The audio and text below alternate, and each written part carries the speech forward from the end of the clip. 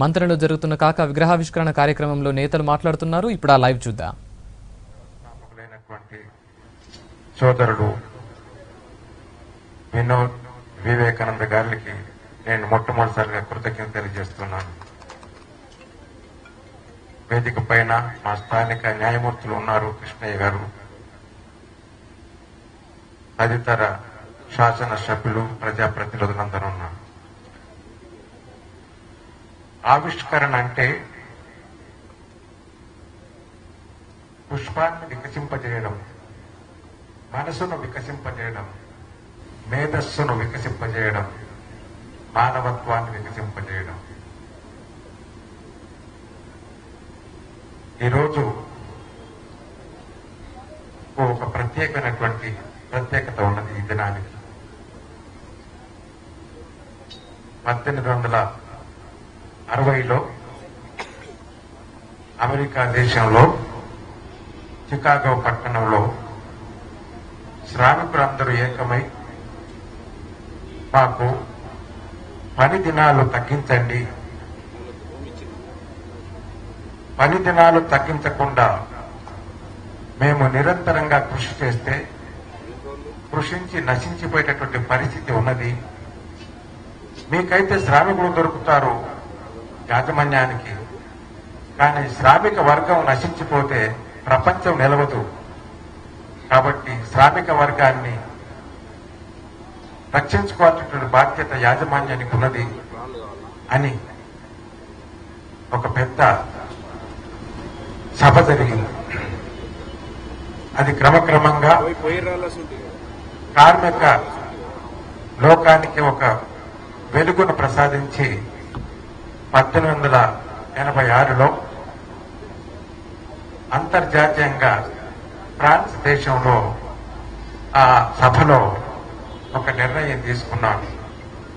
ఆ నిర్ణయంలో 2 నిర్ణయాలు. ఒకటి, శ్రామికుల యొక్క పని దినాలను తగ్గించాలని, 10 గంటలను తగ్గించాలని. రెండవది, 10 గంటలను తగ్గించాలని. 12 గంటలు, 20 గంటలు, 24 గంటలు కాకుండా 8 గంటలే పరిమితం చేయాలి. శ్రామికులందరికీ కనీస అవసరాలు కలిగించాలి అనే నినాదంతో ఒక పెద్ద మహాసభ జరిగింది. ఆ మహాసభలో తీసుకున్నటువంటి తీర్మానము మే 1, 1886. ఆనాటి నుంచి ఈనాటి వరకు ప్రపంచ దేశాలలో 66 దేశాలు ఈ మే 1 దినాన్ని ప్రపంచ కార్మిక దినోత్సవంగా జరుపుకుంటున్నారు. అందుకని ఈ రోజుకు ఒక ప్రత్యేకత ఉన్నది. కాబట్టి మీకు ప్రపంచ కార్మిక దినోత్సవ మహా శుభాకాంక్షలు తెలియజేస్తున్నాను.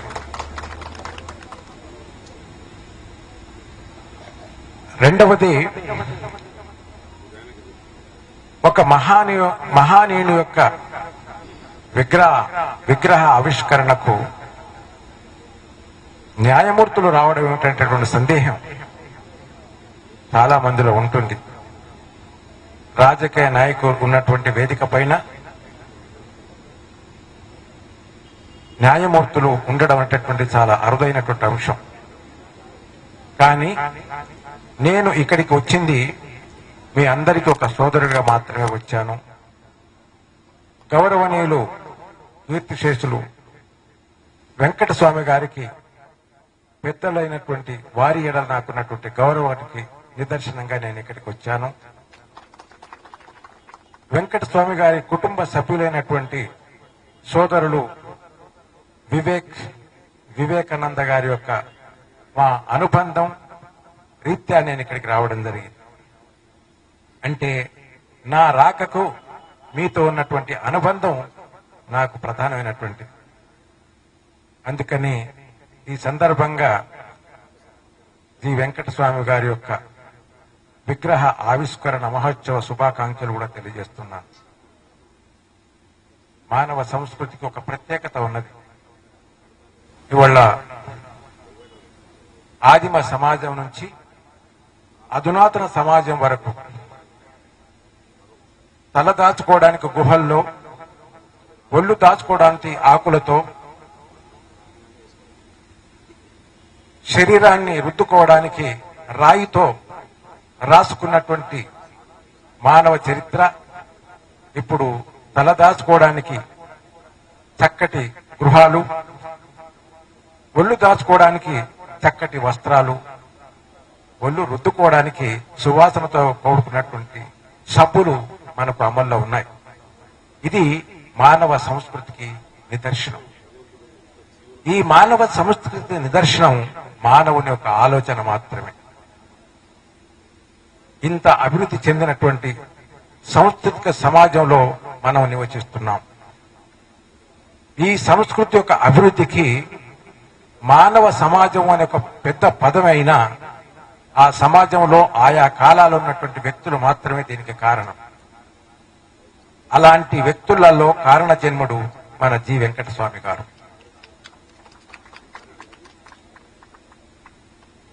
ఈ దేశంలో ఇద్దరికి తండ్రి అని పేరుంది, ఇద్దరికి చాచా అని పేరున్నది. దేశ స్వాతంత్ర క్రమంలో పోరాడినటువంటి అనేక పెద్దలలో దేశమంతా మహాత్మా గాంధీ యొక్క సేవలను స్వాతంత్ర పోరాటం కొరకు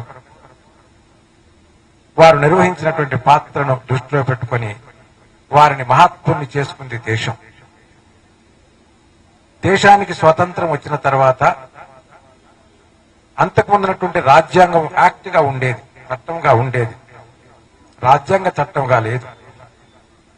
కానీ ఈ దేశాన్ని నిర్వహించడానికి అధికారికంగా ఒక చట్టం ఏర్పడింది. ఆ చట్టానికి రాజ్యాంగ చట్టం అనే పేరు పెట్టాలని నిర్ణయించుకున్నారు.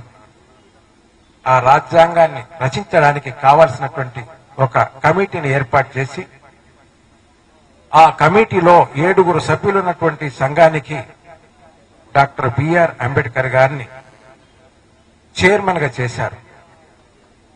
చైర్మన్ గా చేసి ఒక 2 సంవత్సరాల కాలంలో లోపలనే రాజ్యాంగాన్ని రచించి రాజ్యాంగ సభలో దాన్ని ప్రవేశపెట్టాలని నిర్ణయం తీసుకున్నారు. ఆ నిర్ణయానికి లోపునే రాజ్యాంగాన్ని రచించి 26/11/1949 నాడు రాజ్యాంగ సభలో దాన్ని ప్రవేశపెట్టినటువంటి ఘనత డాక్టర్ బిఆర్ అంబేద్కర్ గారికి దొరికింది. అందుకని ఆయన మరణించిన అనేక సంవత్సరాల తర్వాత అతనికి భారత ప్రభుత్వం భారత రత్న అనేటటువంటి ఒక మంచి గౌరవాన్ని ఇచ్చి గౌరవించినటువంటి సంస్కృతి మన దేశానికి ఉన్నది. అందుకనే 2వ తండ్రి, father of the constitution, doctor BR Ambedkar. 3వది 14th నవంబర్, చాచా నెహ్రూ. భారతదేశానికి మొట్టమొదటిసారి ప్రధానమంత్రి అయిన తర్వాత పిల్లలందరూ అతని చుట్టూ చేరి నాకు మీ చేవరాలు కావాలి అని పిల్లలందరూ తిరిగినప్పుడు వారి సంతకంతో మురిసి చాలా ఆనందపడేవారు. దానితోని చిన్న పిల్లల జీవితాలతో నెహ్రూ గారి జీవితం ముడిపడి ఆయన పిల్లలను అమితంగా ప్రేమించేటటువంటి స్వభావాన్ని అభివృద్ధి చేసుకున్నారు.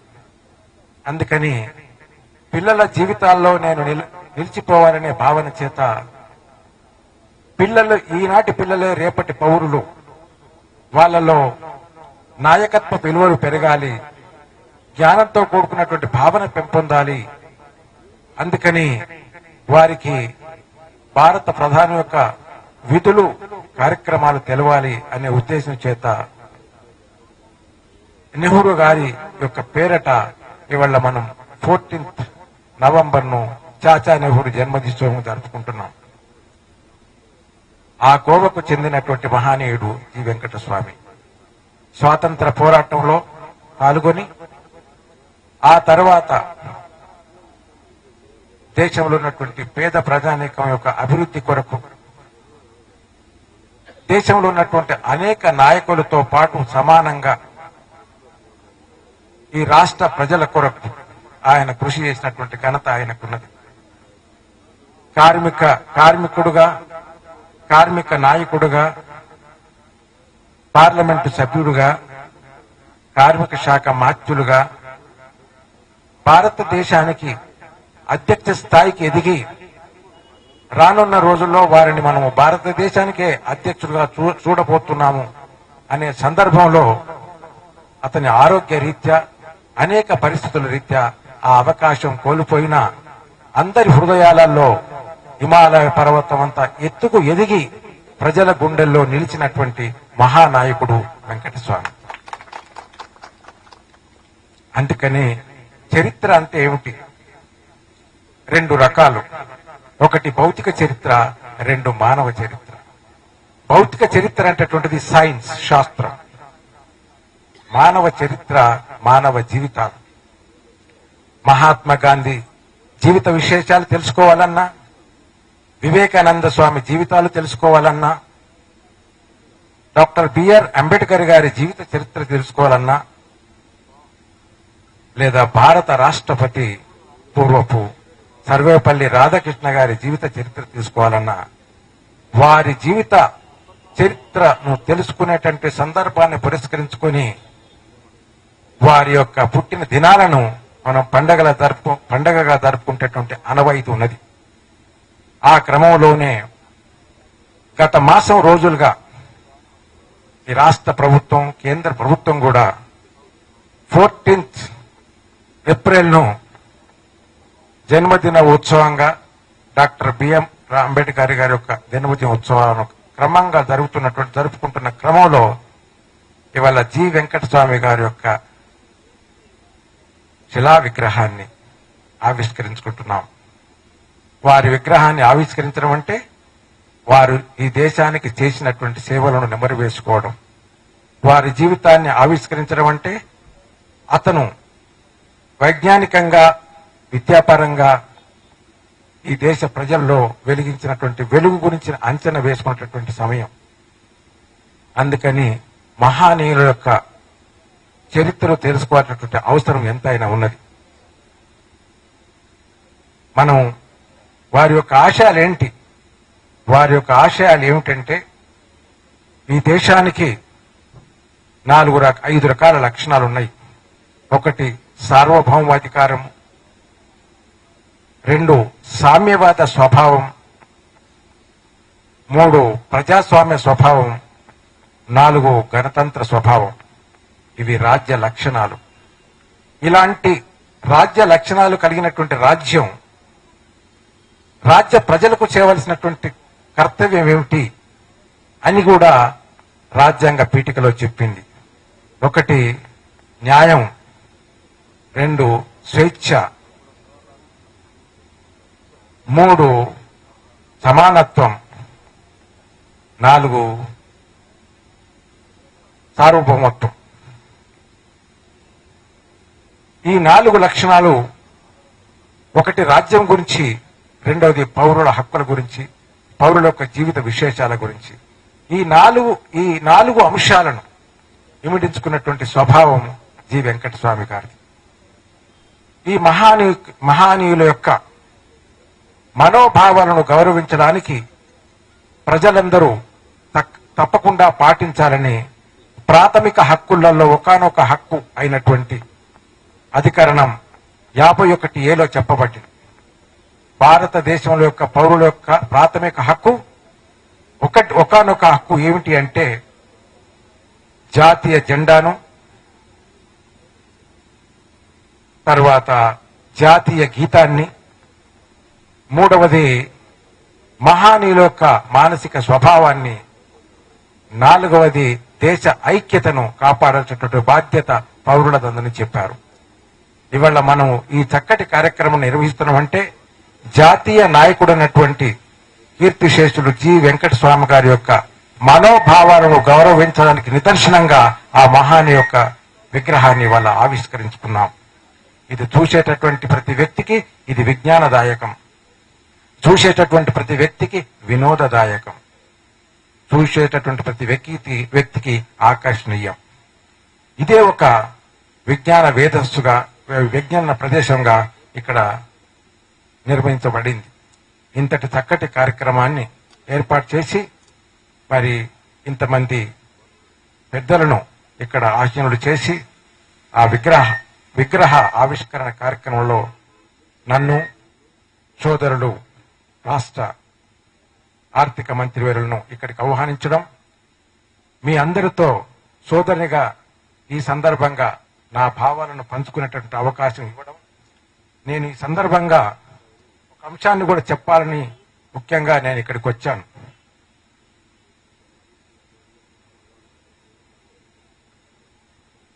న్యాయమూర్తిగా న్యాయస్థానం నుంచి మేము న్యాయ విజ్ఞాన సదస్సులను కూడా అనేకంగా నిర్వహిస్తున్నాం. ప్రజల ఎడల, ప్రజల కొరకు, ప్రజల చేత వాళ్ళ యొక్క హక్కులు వాళ్ళ మనసులో నింపాలని, వాళ్ళ హక్కులను రక్షించుకున్నటువంటి జ్ఞానశక్తిని న్యాయపరంగా వాళ్ళను పెంచాలని కూడా అనేక న్యాయ విజ్ఞాన సదస్సులు నిర్వహిస్తున్నాం. ఈ నిర్వహించేటటువంటి క్రమంలో భారత ఉన్నత న్యాయస్థాన ప్రధాన న్యాయమూర్తి నుంచి మొదలుకొని స్థానికంగా పరిపాలన చేస్తున్నటువంటి న్యాయ వ్యవస్థలో ఉన్నటువంటి స్థానిక న్యాయమూర్తి వరకు ఇలాంటి విజ్ఞాన సదస్సులు నిర్వహిస్తున్నారు. ఇలాంటి విజ్ఞాన సదస్సులో కూడా మీరు పాల్గొన్నట్టయితే చట్టాల ఎడల మీకు అవగాహన పెరుగుతుంది. చట్టపరమైనటువంటి అనేక అంశాల ఎడల మీ యొక్క ఆలోచన శక్తి పెరుగుతున్నది. అందుకని ఈ సందర్భంగా ఈ అవకాశాన్ని తీసుకొని మీరు జరగబోయేటటువంటి అనేక కార్యక్రమంలో, న్యాయపరంగా నిర్వహించేటటువంటి కార్యక్రమంలో మీరంతా పాల్గొన్నట్టయితే అనేక విషయాలు తెలుసుకునే అవకాశం ఉంది అనే అంశము చెప్పడం వరకు కూడా నా యొక్క రాక కారణం. మూడవ అంశము,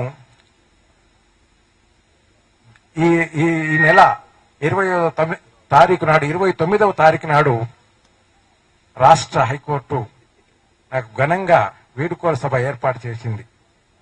నేను ఈ రాష్ట్రానికి 11 సంవత్సరాల 11 నెలల 4 రోజుల న్యాయమూర్తి యొక్క విధులు నిర్వహించినటువంటి అవకాశం నాకు కలిగింది.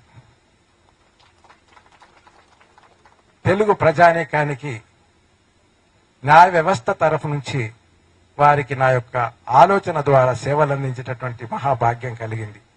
ఈ సందర్భంగా కూడా